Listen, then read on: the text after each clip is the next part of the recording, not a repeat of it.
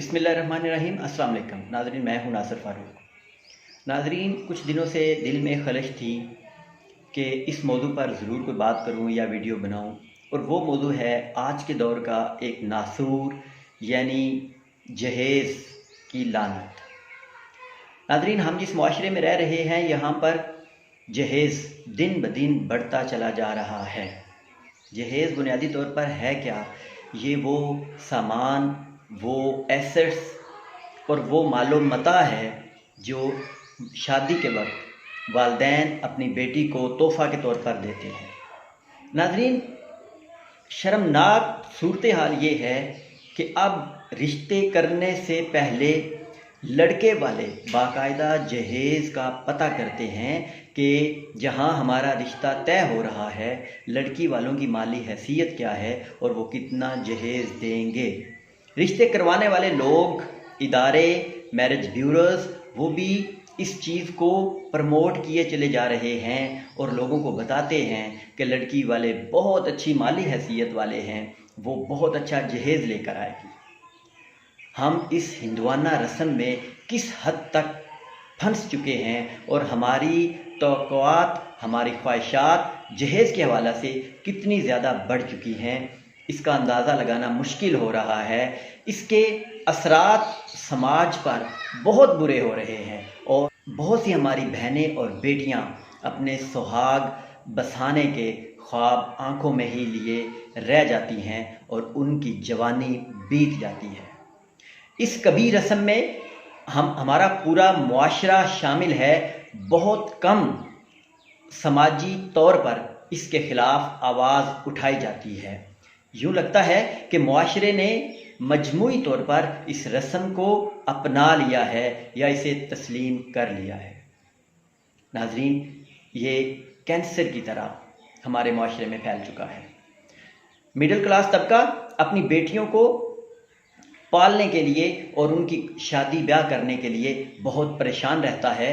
गरीब तबके के तो हालात और ज़्यादा ख़राब हैं।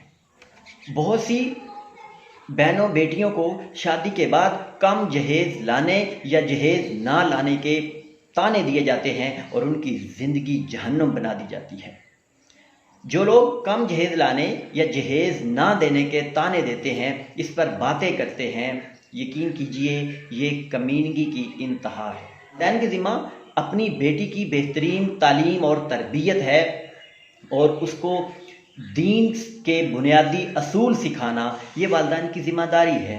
वालिदैन की ज़िम्मेदारी लंबा चौड़ा जहेज़ तैयार करना नहीं। हम जब बेटियों की शादी करते हैं तो उस वक्त हम खुद भी परेशान होते हैं। हम जहेज़ देने के लिए कर्ज लेते हैं, पता नहीं क्या कुछ करते हैं, लेकिन जब हम बेटों की शादी करते हैं तो हमें तमाम बातें भूल जाती हैं और हमारे जहेज़ के मुतालबे बढ़ते चले जाते हैं। नाज़रीन, इस रस्म के ख़िलाफ़ हमें बाज़ाब्ता एक मुहिम चलानी पड़ेगी और हमें अपने अपने हिस्से का किरदार अदा करना पड़ेगा, नहीं तो हमारा मुआशरा आज की इस महंगाई के दौर में पिसता चला जाएगा और समाज में बिगाड़ बढ़ता चला जाएगा। शादियों के कामयाब होने की शरह कम होती चली जाएगी। बहुत से रिश्ते इस वजह से टूट जाते हैं कि उन बेटियों को, उन बहनों को मुनासिब जहेज़ नहीं मिला होता। उनके ख़ानदान वाले उनको ज़हनी तौर पर तशद्दुद कर करके इस नतीजे पर पहुंचा देते हैं कि वो या तो खुद अलहदगी का सोचने लग जाती हैं, कुछ खुदकुशी कर लेती हैं, या वो नफ्सियाती मरीज़ बन जाती हैं। कुछ लोग तो ऐसी बहनों और बेटियों को तलाक तक दे देते हैं कि तुम्हारे वालिदैन ने हमारी मर्ज़ी का जहेज़ नहीं दिया।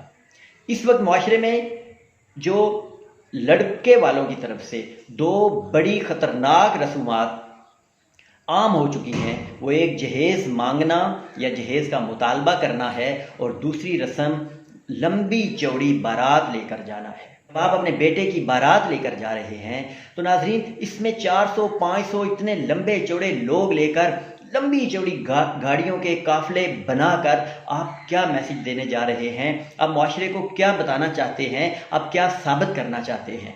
हमें इस कम्प्लेक्स से निकलना होगा और हमें उन बेटियों उन बहनों का सोचना होगा कि जिनके वालिदैन पता नहीं कितनी मुश्किल से सारी ज़िंदगी तिनका तिनका जमा करके अपनी बेटियों की शादी के दिन तक पहुंचते हैं। जितनी बारात कम होगी उतने ना सिर्फ बेटी वाले बल्कि खुद लड़के वाले जिसकी बारात जा रही है वो अच्छे तरीके से उस फंक्शन को एंजॉय करेंगे, उनका सारा सिस्टम बहुत अच्छे तरीके से चलेगा। हमें इस जहेज़ की लानत और बारात में अफराद की कसरत के ख़िलाफ़ बोलना है और अपने अपने इलाकों में, घरों में, जहाँ जहाँ हमारा बस चलता है वहाँ लोगों को इस हवाले से रहनुमाई करनी है। आइए हम सब मिलकर एक बाकायदा मुहिम चलाएं और अपने मुआशरे से इन कबीह रसूमात का ख़ात्मा करें, तो इंशाल्लाह हमारा मुआशरा यकीनन एक फलाही मुआशरा बनेगा। मेरे चैनल से जुड़े रहिए, सब्सक्राइब कीजिए। इसी तरह की मुख्तलिफ वीडियोज़ के साथ हम आपकी खिदमत में हाज़िर होते रहेंगे। आप सबका बहुत शुक्रिया। अल्लाह हाफ़िज़।